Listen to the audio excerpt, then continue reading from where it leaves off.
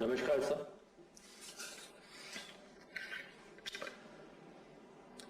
आज के इस वित्त मंत्रालय के वेबिनार में मैं माननीय प्रधानमंत्री जी का स्वागत करता हूं। ये वेबिनार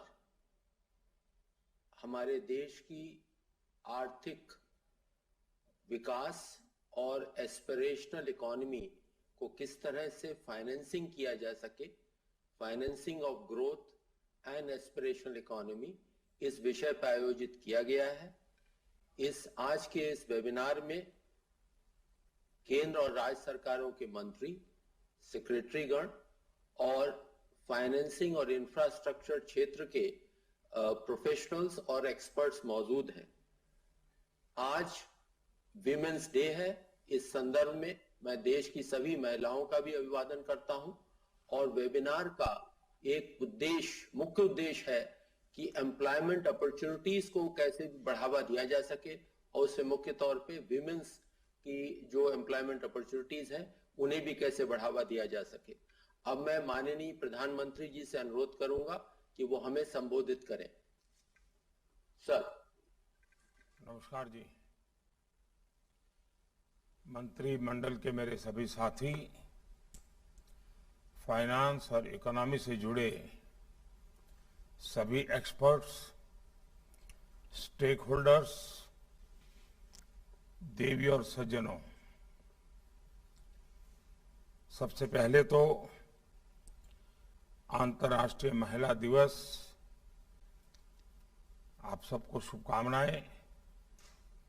और ये भी गौरव की बात है कि हम आज जब बजट के संदर्भ में चर्चा कर रहे थे, भारत जैसे विशाल देश की वित्त मंत्री भी एक महिला है जिसने इस बार देश को बड़ा प्रगतिशील बजट दिया है। साथियों, 100 साल में आई सबसे बड़ी महामारी के बीच भारत की अर्थव्यवस्था फिर से गति पकड़ रही है। ये हमारे आर्थिक फैसलों और हमारी अर्थव्यवस्था की मजबूत बुनियाद का प्रतिबिंब है। इस बार के बजट में सरकार ने तेज ग्रोथ के इस मोमेंटम को जारी रखने के लिए अनेक कदम उठाए हैं। फॉरेन कैपिटल फ्लोज को प्रोत्साहित करके इंफ्रास्ट्रक्चर इन्वेस्टमेंट पर टैक्स कम करके NIIF, गिफ्ट सिटी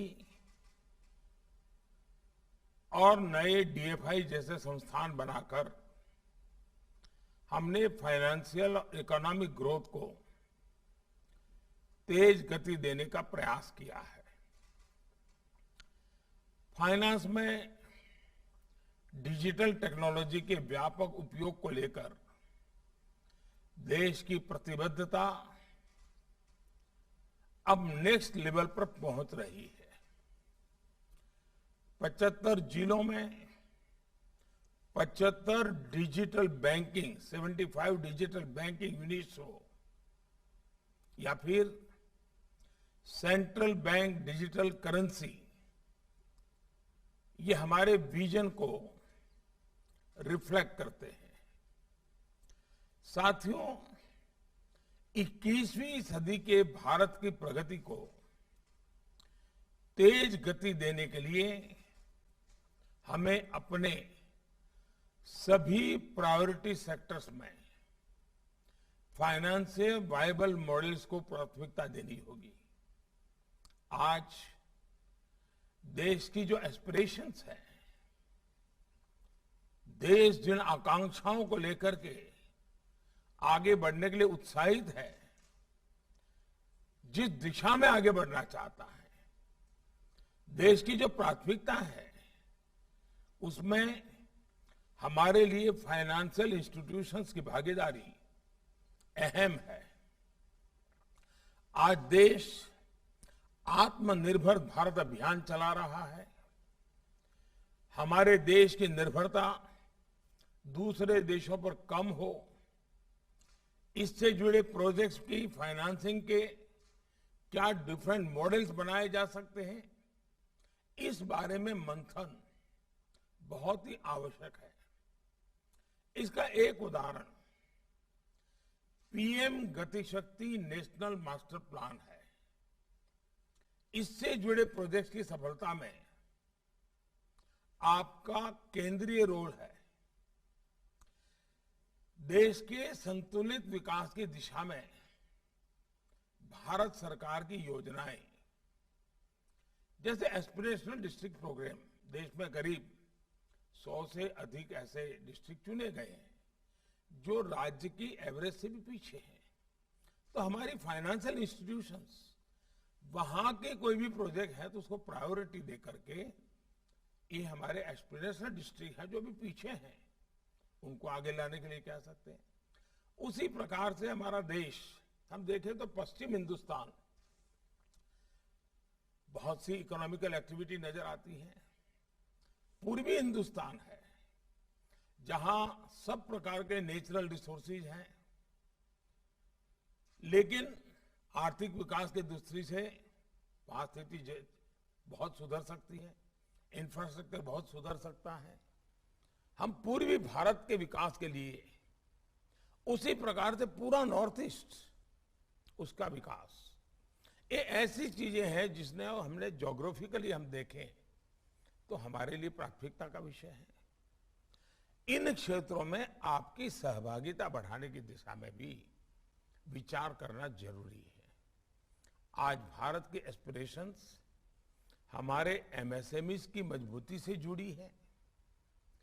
एमएसएमईज को मजबूत बनाने के लिए हमने बहुत से फंडामेंटल रिफॉर्म्स किए हैं और नई योजनाएं बनाई हैं। इन रिफॉर्म्स की सक्सेस इनकी फाइनेंसिंग को स्ट्रेंथन करने पर निर्भर है। साथियों, इंडस्ट्री 4.0 तब तक हम जो चाहते हैं वो रिजल्ट आने में समय जा सकता है। तो इसको बचने के लिए क्या करना होगा? हम अगर चाहते हैं, दुनिया जब इंडस्ट्री 4.0 की बात करती है तो हमें उसके जो मेन पिलर है, चाहे फिनटेक हो, एग्रीटेक हो, मेडिटेक हो, इसके अनुरूप स्किल डेवलपमेंट हो, यानी 4.0 स्किल डेवलपमेंट भी जरूरत है। जैसे जो मेन पिलर है, उन पिलर को भी 4.0 के लाइट में हम डेवलप करने के लिए फाइनेंशियल इंस्टीट्यूशन कैसे प्रायोरिटी दे सकते हैं। ऐसे अनेकों क्षेत्रों को वित्तीय संस्थाओं की मदद इंडस्ट्री 4.0 से वो में भारत को नई ऊंचाई पर ले जाएगी। साथियों, आपने देखा है कि जब कोई खिलाड़ी गोल्ड मेडल लेकर आता है ओलंपिक में, तो देश का नाम किस तरह दुनिया में रोशन होता है, देश में भी कितना बड़ा कॉन्फिडेंस पैदा होता है। मेडल तो एक व्यक्ति लाता है, लेकिन पूरा माहौल बदल देता है। क्या हम देश में इस ऐसे अनुभवों से सोच नहीं सकते हैं कि हम कोई 8 या 10 ऐसे सेक्टर आइडेंटिफाई करें और हम उसमें ताकत लगाएं, और भारत उन सेक्टर में पहले 3 में नंबर ले सकता है क्या? ये प्राइवेट सेक्टर की भागीदारी से होगा। अब जैसे भारत में जो, क्या ऐसी कंस्ट्रक्शन कंपनियां नहीं हो सकती हैं जो दुनिया की टॉप 3 में उनका नाम हो? कि इसी तरह के हमारे स्टार्टअप्स, नंबर ऑफ स्टार्टअप्स में तो हम आगे बढ़ रहे हैं, लेकिन उनके जो प्रोडक्ट्स हैं, उसकी जो क्वालिटी है, उसकी जो यूनिकनेस है, उसका जो टेक्नोलॉजिकल बेस है, क्या हमारे स्टार्टअप्स, इंडिविजुअल स्टार्टअप्स टॉप 3 के अंदर हम जगह बना सकते हैं क्या? अभी हमने ड्रोन सेक्टर को ओपन किया है, स्पेस सेक्टर को ओपन किया है, जियो स्पेशियल सेक्टर को ओपन किया है। ये बहुत बड़े नीति विषयक निर्णय हुए हैं जो एक प्रकार से गेम चेंजर है। क्या इसमें भारत के नई पीढ़ी के लोग स्पेस सेक्टर में आ रहे हैं, ड्रोन में आ रहे हैं? क्या उसमें भी हम दुनिया के टॉप 3 में जगह बनाने का सपना नहीं देख सकते क्या?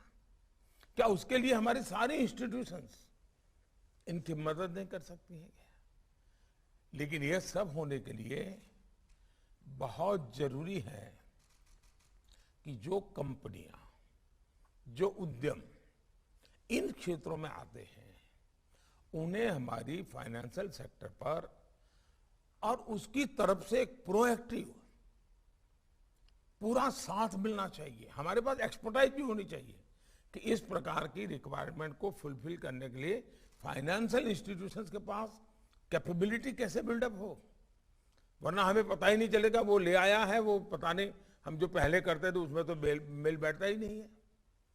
हमारी कंपनियां, हमारे स्टार्टअप्स का विस्तार तभी होगा जब वो एंटरप्रेन्योरशिप इनिशिएटिव्स को हम बढ़ाएंगे, इनोवेशन पर बल देंगे, नई टेक्नोलॉजी, नए मार्केट खोजेंगे, नए बिजनेस एरियाज पर काम करेंगे।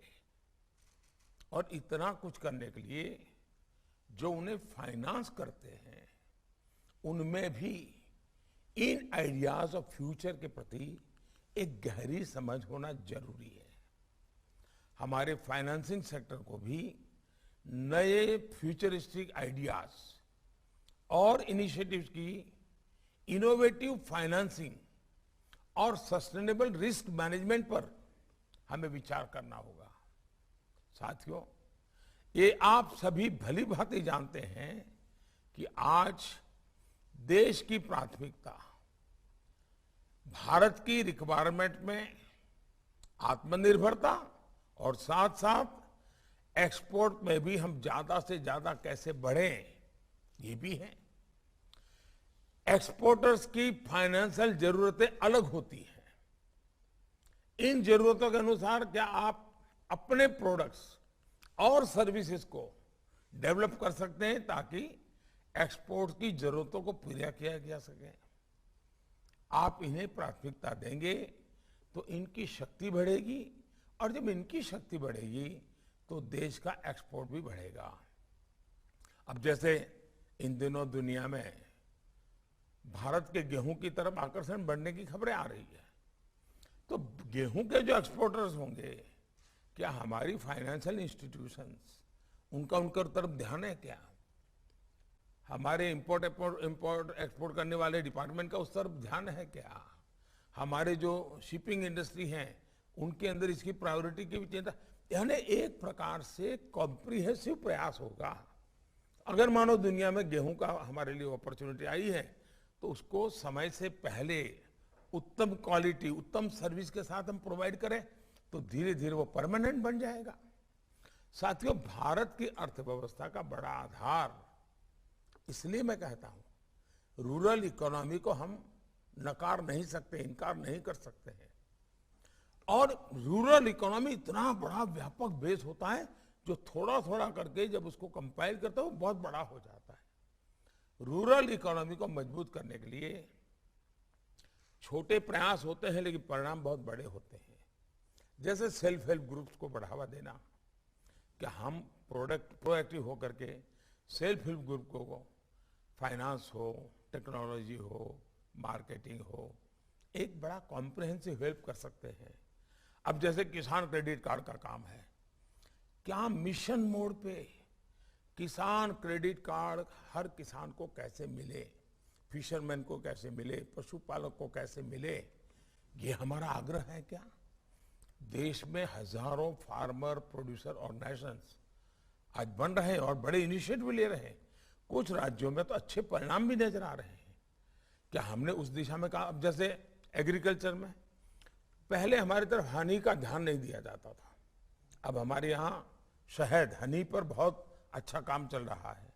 लेकिन अब उसका ग्लोबल मार्केट, उसके लिए उसका ब्रांडिंग, मार्केटिंग, उसको फाइनेंशियल हेल्प, इन सारी चीजों में हम कैसे काम कर सकते हैं।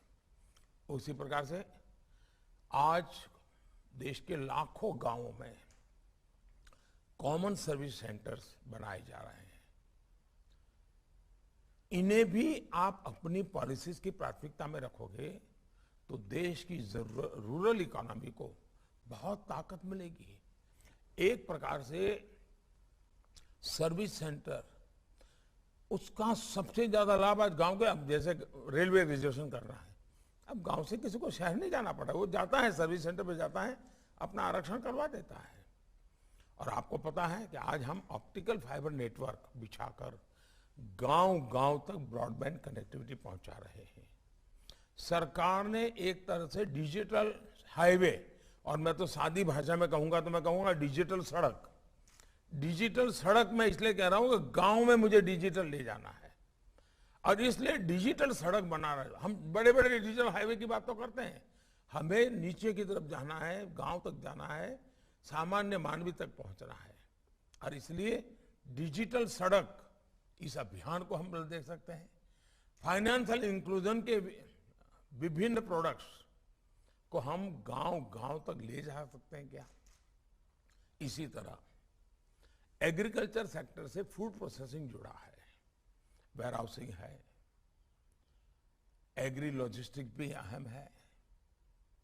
भारत के एस्पिरेशंस नेचुरल फार्मिंग से, ऑर्गेनिक फार्मिंग से जुड़ी है।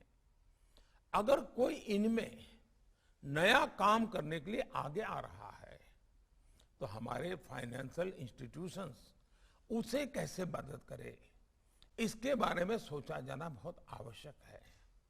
साथियों, आजकल हेल्थ सेक्टर में भी बहुत काम हो रहा है।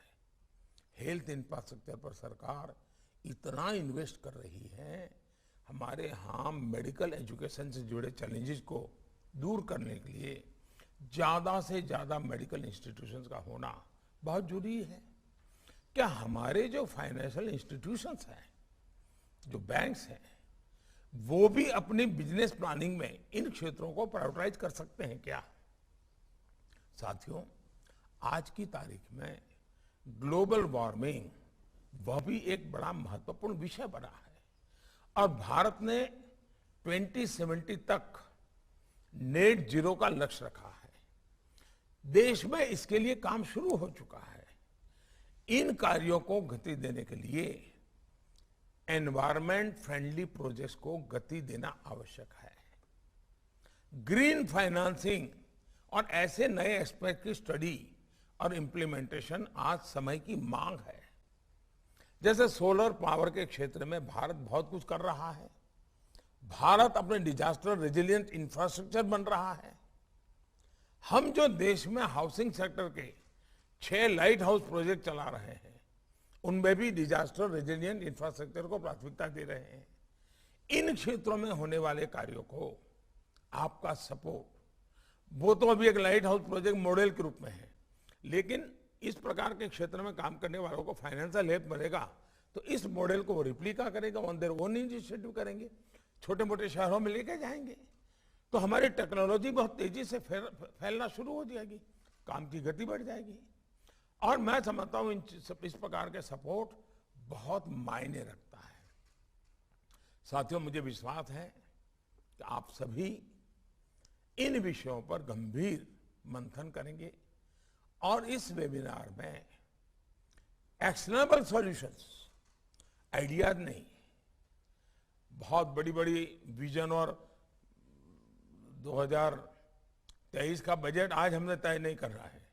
आज तो मुझे 2022 से 2023 मार्च महीने तक जो बजट है उसको कैसे इंप्लीमेंट करूं, जल्दी इंप्लीमेंट कैसे करूं, आउटकम कैसे मिले, और सरकार को एक आपके जो रोजमर्रा के अनुभव है उसका लाभ मिले, ताकि हम फाइलों में फुल स्टॉप कोमा इधर उधर हमारा न हो जाए, जिसके कारण 6-6 महीने तक निर्णय लटकते रहे।